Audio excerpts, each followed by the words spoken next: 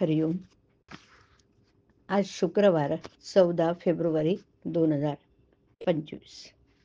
सद्गुरू ब्रह्मचैतन्य गोंदवलेकर महाराज यांच्या प्रवचनाचा आजचा हा भाग ऐकूया. आनंद हवा असेल तर नाम घ्यावं. शरीर स्वास्थ्याला लागणाऱ्या शरीरातल्या द्रव्यात जेव्हा कमी अधिकपणा उत्पन्न होतो तेव्हा शरीर स्वास्थ्य बिघडतं. त्यालाच आजार म्हणतात. सुंठ हे असं औषध आहे की ते शरीरात कमी झालेल्या द्रव्याची भरपाई करतं आणि जास्त झालेलं द्रव्य कमी करून आरोग्य राखतं. नाम हे सुंठीसारखं आहे बरं.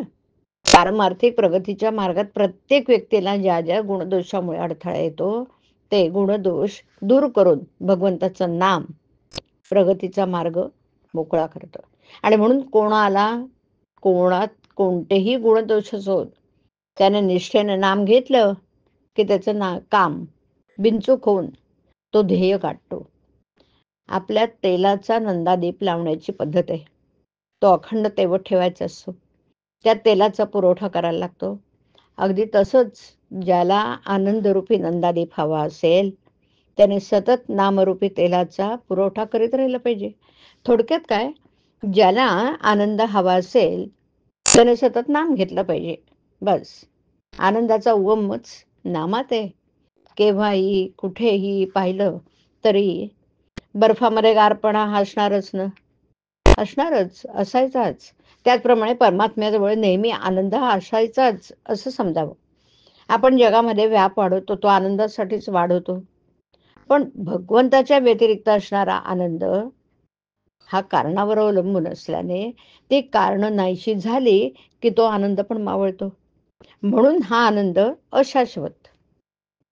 खावं प्यावं मजा करावी हे तत्वज्ञान मला थोडंसं पटतं.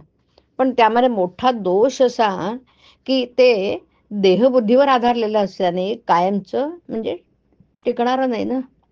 कारण आजची चांगली परिस्थिती उद्या बिघडली की याची मजा गेली. उलट येईल त्या परिस्थितीमध्ये आपण आनंद निर्माण करावा. रोज अगदी 5 मिनिटं का होईना भगवंताची अनन्य व्हायला शिका. अशा त्या 5 मिनिटाचा आनंद 100 वर्ष नुसतं जगून मिळणार नाही. तर साखरेच्या गोडपणाबद्दल तासनतास निरूपणे करण्यापेक्षा एक चिमूटभर साखर तोंडात टाकली असताना जसा खरा आनंद मिळतो ना तसंच इथे आहे. जगण्यामध्ये आनंद आहे ही गोष्ट खरी. पण आनंदाचं जगणं नसेल तर ते मेल्यासारखंच आहे. ज्याच्याजवळ भगवंत आहे त्यालाच आनंदाचे जगणे प्राप्त होईल. आणि म्हणून ज्याला जगायचे आहे त्याने नाम घ्यावं.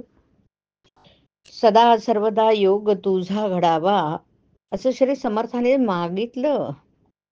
तुझा विसर न व्हावा असं तुकाराम बुवांनी मागितलं. याचं कारण हेच की जिथे भगवंत तिथे आनंदी आनंद असतो. व्यापारी लोक आज रोख उद्या उधार अशी पाटी लावतात. त्याप्रमाणे आपणही आनंद रोख दुःख उधार अशी वृत्ती ठेवावी. ज्याचा आनंद नामात टिकेल त्याला नित्य दिवाळीच आहे. भगवंताने आपल्याला ज्या स्थितीत ठेवलं आहे त्यात समाधान मानून त्याचा कधीही विसर पडू न द्यावा. हरिओम. हरिओम तत्सत. हरिओम.